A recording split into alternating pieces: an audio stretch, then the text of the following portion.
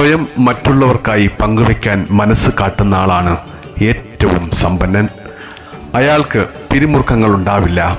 സമ്പന്നതയുടെ ലക്ഷണം നിങ്ങൾക്ക് എത്രത്തോളം ആസ്തിയുണ്ടെന്നതിലല്ല, ബാങ്ക് നിക്ഷേപങ്ങളോ വസ്തുവകകളോ ഒരാളെ ശ്രേഷ്ഠനാക്കുന്നില്ല.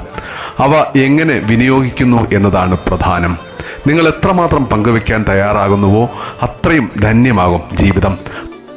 പങ്കുവെക്കുന്നത് ധനമോ ധാന്യമോ തന്നെ ആകണമെന്നില്ല. ധന്യമായ ചിന്തയും വാക്കും പ്രവൃത്തിയും ആശയവും അടങ്ങുന്ന ജ്ഞാനം പങ്കുവെക്കുന്നത് ജീവിതത്തോടുള്ള ആത്മാർത്ഥതയുടെ അടയാളമായി മാറുന്നു. നിങ്ങളുടെ സാന്നിധ്യവും സാമീപ്യവും ശാന്തിയും സന്തോഷവും പകരുന്നതാവട്ടെ. ജാതിഭേദം മതദ്വേഷം ഏതുമില്ലാതെ സർവരും